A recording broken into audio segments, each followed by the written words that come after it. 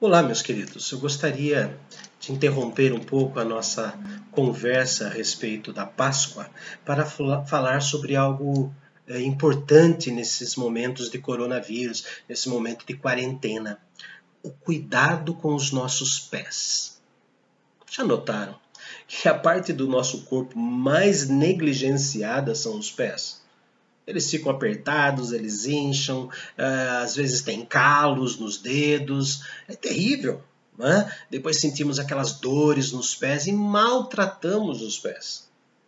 Maltratamos e maltratamos os pés. É algo terrível. Mas eu quero mostrar na Bíblia para os irmãos o que eles falam sobre os pés, o que os escritores da Bíblia falam sobre os pés, porque Deus inspirou falar sobre os pés. No primeiro livro dos Reis, capítulo 15, versículo 23, primeiro livro dos Reis 15, 23, aparece que o rei Asa morreu por causa de uma doença nos pés. Sim, morreu por causa de uma doença nos pés. Os pés eram negligenciados. Os pés inchavam. Quando Deus fez Moisés escrever o livro de Deuteronômio, Deuteronômio é o livro que narra os dois últimos meses de caminhada, né, do povo de Israel no deserto, onde apenas Josué e Caleb entraram, nem Moisés entrou na terra prometida, mas os últimos 2 meses dessa jornada. Então ele resume a lei e também coloca alguns detalhes importantes na lei. E quando chega no capítulo 8 de Deuteronômio, versículo 4, diz assim: Nunca envelheceu a tua veste sobre ti, nem se inchou o teu pé nesses 40 anos. O povo de Israel andou com sandálias de couro cru que machucavam a parte de cima e eram duras embaixo e entrava poeira, entrava pedregulhos, porque eram sandálias, não eram botas. Sandálias para ventilar, né? Mas diz o texto que nunca eles incharam. A preocupação de Deus com os pés do seu povo. Mas mostra que o povo ainda continuava duro de coração. Nós vemos no texto do segundo livro de Samuel, segundo livro escrito por Samuel, capítulo 19, versículo 24, vai falar de um jovem chamado Mefibosete. Mefibosete era filho de Jonatas, filho do rei Saul. O rei Saul teve ali a sua ira voltada contra Davi. E Jonatas, filho de Saul, ficou do lado de Davi, era muito amigo de Davi. Né? E quando morre Saul e Jonatas, Davi cuida de Mefibosete. Mas mostra nesse texto do segundo livro escrito por Samuel, capítulo 19, versículo 24, que Mefibosete, de tanta tristeza, de tanta angústia, ele parou de tratar dos pés. Nós sabemos que ele tinha os pés tortos, os pés doentes. Então, por causa da aflição, Mefibosete parou de cuidar de seus pés. E lá ele encontrou, então, muita tristeza, muita angústia, e ele maltratou os pés.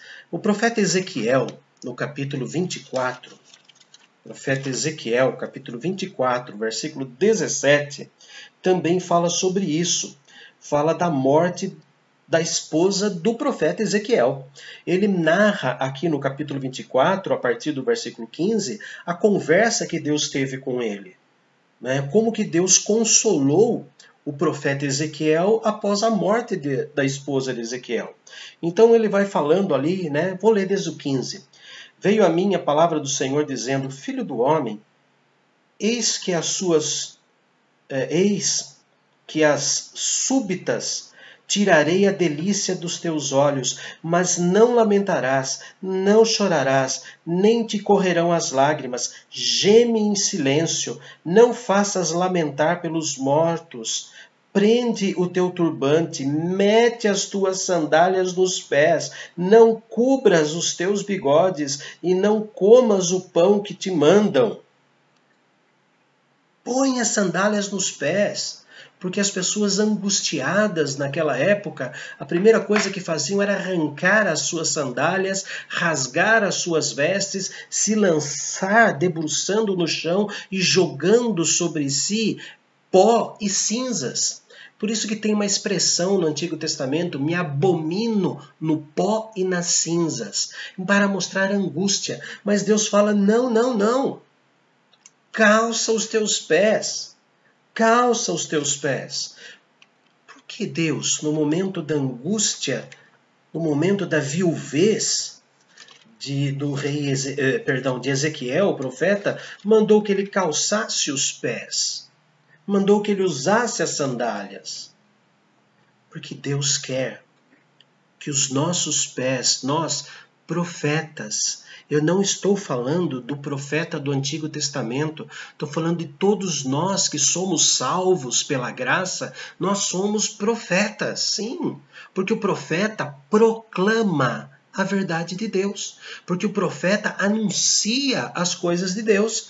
E veja que Isaías recebeu de Deus a incumbência de escrever um livro, o livro de Isaías, e lá no capítulo 52, versículo 7, Isaías 52, 7, diz assim: que formosos são sobre os montes os pés do que anuncia as boas novas, que faz ouvir a paz, que anuncia coisas boas, que faz ouvir a salvação, que diz a Sião, o teu Deus reina.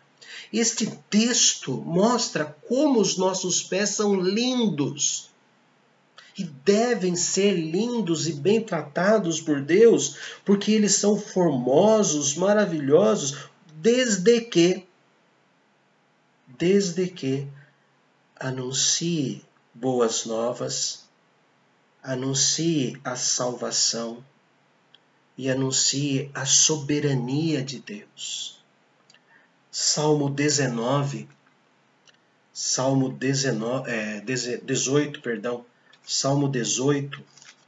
nós vemos Deus falando que os nossos pés devem buscar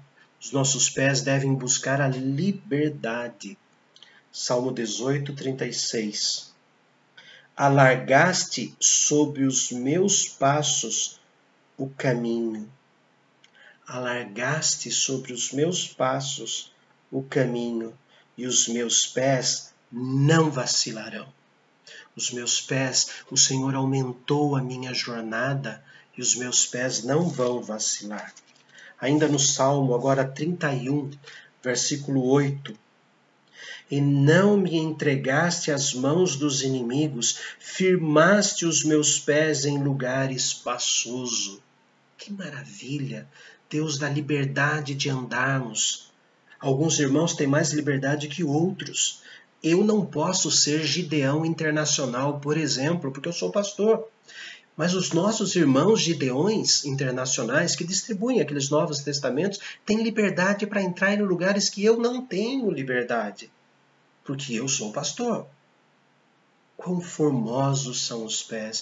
Você tem liberdade de entrar na casa dos seus tios, na casa dos seus avós. Vocês têm liberdade de entrar na casa dos seus amigos que não estão na igreja. Mas eu não tenho, vou trazer meu pastor na sua casa. Não quero isso. Mas você pode. Seus pés devem ser formosos, porque eles são dirigidos pela liberdade que Deus nos dá. Salmo 116, o belo Salmo 116, nós vemos algo maravilhoso a respeito do que Deus faz com os nossos pés. Salmo 116, versículo 8.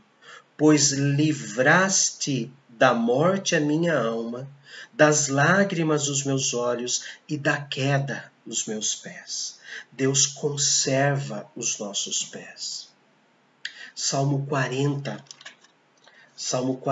versículo 2. Aquele salmo que fala, esperei confiantemente pelo Senhor, né? Salmo 40, versículo 2 diz assim: tirou-me de um poço de perdição, de um tremendal de lama, colocou meus pés sobre uma rocha e me firmou os passos. Eu sempre falo a respeito disso. Quando nós estamos num poço de lama, quando nós pisamos na lama, depois pisamos na pedra, a primeira coisa que acontece é escorregar. Nós escorregamos. Mas o texto diz que Deus nos tira da lama e firma os nossos pés sobre a rocha. Ou seja, Deus lava os nossos pés. e faz dos nossos pés pés firmes, formosos e firmes. Isaías capítulo 48. Isaías capítulo 48, versículo 17. Isaías 48, 17. Deus assim diz: assim diz o Senhor, o teu Redentor, o Santo de Israel. É o nome do Senhor Jesus, é o Messias. Né? Então assim diz o Senhor, o teu Redentor, o Santo de Israel.